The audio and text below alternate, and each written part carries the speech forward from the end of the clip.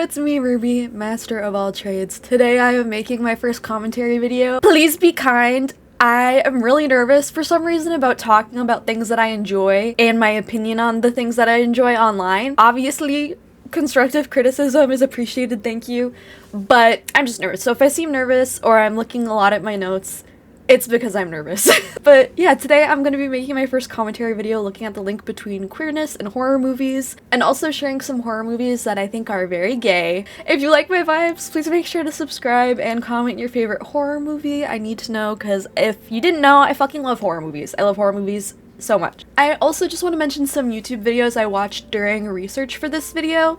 First, I watched a video called Body Horror, Queer Empowerment and Complicated Representation by Making Media Matter on YouTube. This one was really eye-opening for me. And then I also watched Why Queer People Love Horror, a horror movie video essay by Anthony Grimuglia?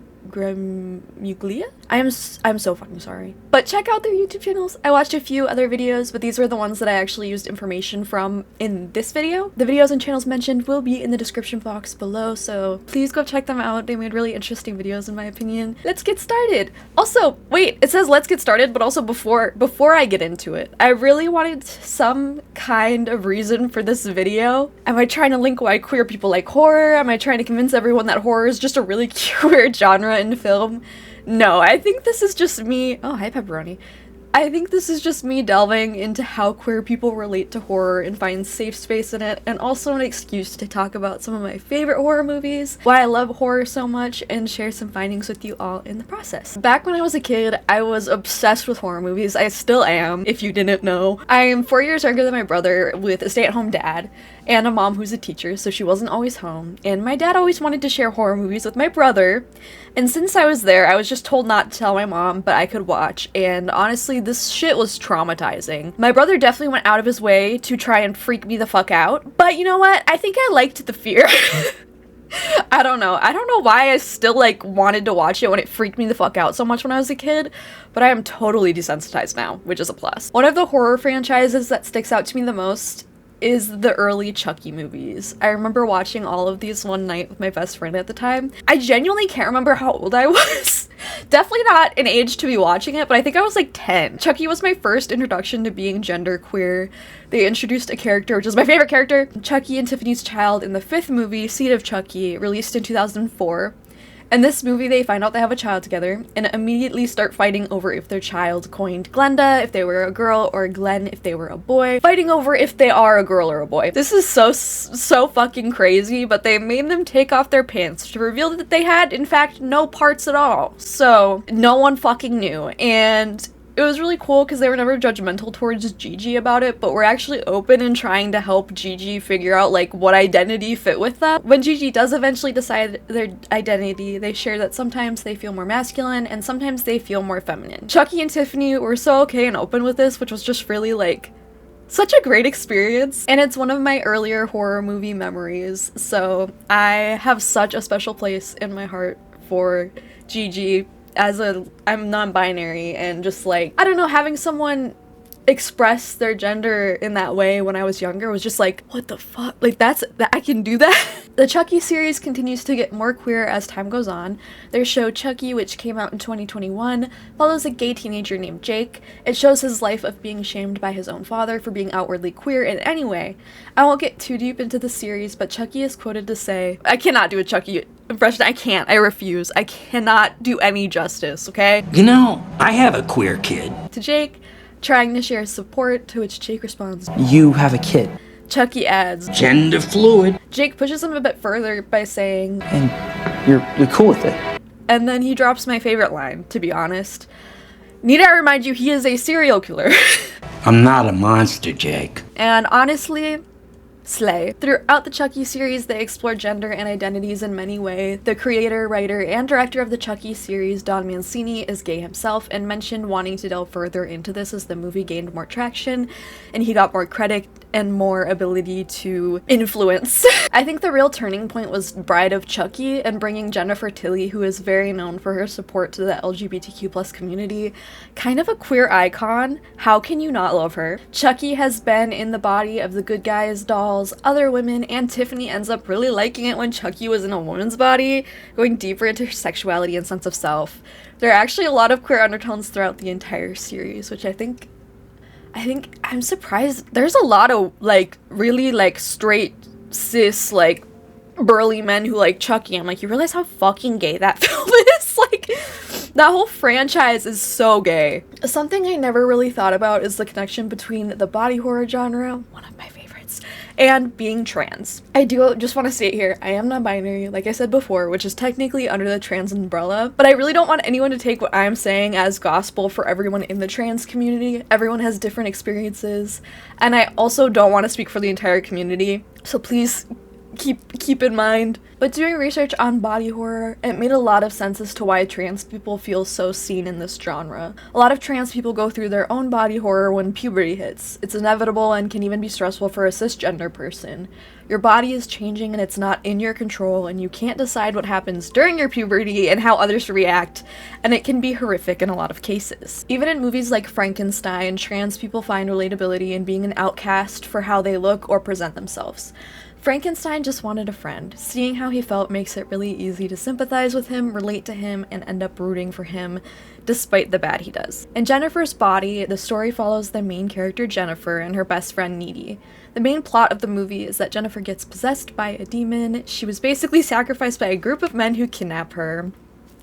Terrific. After this, Jennifer really begins to go through very dramatic changes, the main one being the fact that she has a hunger for literally killing and eating boys. Yes, queen. This movie is also relatable to queer people because Needy clearly has feelings for Jennifer but is too shy to say or do anything about it, and it kind of portrays how they could have been something if Jennifer wasn't so focused on fitting in and eating boys, trying to fit the mold of a very stereotypically attractive heterosexual teenage girl. I do not like that sentence. But this movie shares the body horror of being a young woman going through puberty, how people treat you so differently, almost like you aren't a person at all. Carrie is similar to the horror about puberty. The whole turning point of this movie is Carrie getting her period, and then she noticed that she was developing some kind of magical power. Her mom is very religious and overly protective. She is horrified by her daughter getting her period, claiming she was now sinful, and begins to treat her daughter even worse. Carrie showing any interest in anything worldly was shunned by her mother. She was bullied and outcast by a lot of her peers in the film as well.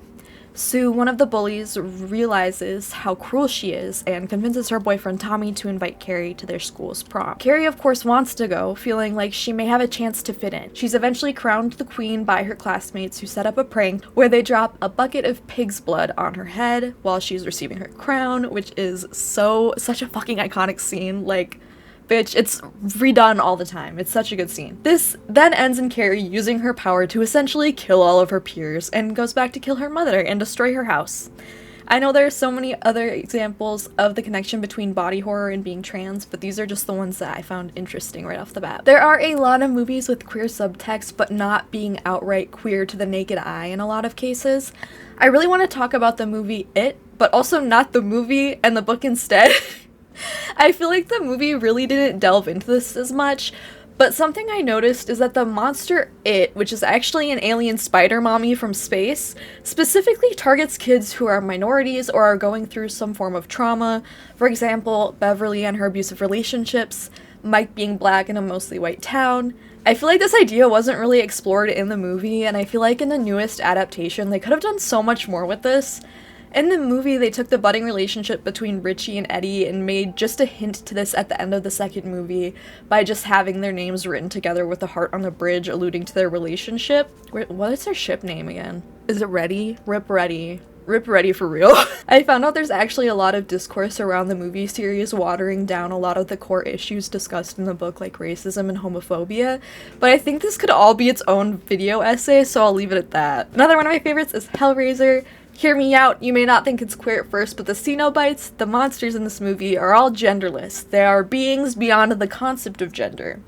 Pinhead is described more as feminine and even uses it/its pronouns, so I will be respecting Pinhead's pronouns, and you better too. I also feel like it's important to state that in the latest remake of the movie in 2022, they have a trans woman playing Pinhead, which I already kind of had a crush on Pinhead, but they made it so much more feminine in the recent adaptation, and I am in love with Pinhead. The actress for Pinhead in the 2022 remake is Jamie Clayton. I'll put a picture of her as Pinhead.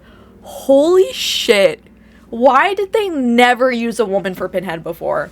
Because, like, I think in the books I was reading that it was portrayed more feminine, and I fucking love that, because oh my god. Oh my god. The Cenobites are all beings from another dimension where pain is pleasure. This clearly feels very BDSM coded to me, and it also seems inspired by the gay leather scene at the time. I think this is super interesting, and I never really saw it as inherently queer before looking into it further. I have another more recent movie series I would like to talk about, which is called Fear Street, a 3-part movie series, Netflix original. In the opening scene, the main character Dina writes her ex a letter, and it flashes some memories of a cheerleader and a football jock. I always do this thing when my husband and I watch movies or shows, or I say everything is gay. He refused to believe me here, but yes, Dina was actually writing to her ex-girlfriend Sam. I was fucking right, okay? I may say everything is gay always, but I was right this time. This entire series follows Dina and Sam's relationship while discovering mysteries behind all the murders in their town called Shadyside. I won't go too far into the rest because I think this series is actually really enjoyable and interesting, and I think you should watch them. I just really appreciated them, including a sapphic relationship that felt very natural throughout the series. This next one is a lot more queer than I thought. After doing research on the different meanings and its overall commentary of the time, Texas Chainsaw Massacre, the original, there are a lot of interesting statements I think this movie makes. The Sawyer family in itself is a commentary on the stereotypical heteronormative family of the time, trying to almost mirror it in a way that would never be deemed okay. Leatherface is an interesting character because it seems almost like he is the woman of the house, even wearing a wig and someone's face with makeup poorly painted on, and seems to be in charge of his younger brothers while his dad is busy at work. While he is prepping the people he killed to eat, he is wearing a grandma wig and mask. When he is killing people, he wears a more masculine hair and mask. It's sort of an interesting perspective in this movie, one I didn't necessarily see at first.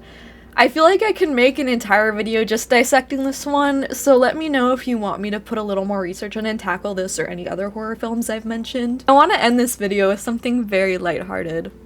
The most queer movie of all time, The Babadook. Yes, I'm sorry I had to. It was a total mistake on Netflix's part, and they just categorized this movie in the LGBTQ section, and then Babadook just became a gay icon for literally no fucking reason, which was kind of iconic, I'm not gonna lie. Okay, I'm gonna end the video here, but I know I missed so many horror movies that have queer undertones, so please drop them down below. Comment your favorite part, let me know if you want me to make another part to this. I probably will, because there's literally so many gay movies, okay? Thank you so much if you watched this far. This was really scary for me since it's my first commentary video, and I really tried putting it off so long because I was so scared, but I really want to get more into commentary. I'm really fucking nervous, so if you have any feedback, it is greatly appreciated. I hope you all have a great day. Like, comment, and subscribe. Make sure you're drinking your Wawa. Make sure you're taking your meds and feeding your little self. I never know how to end a video.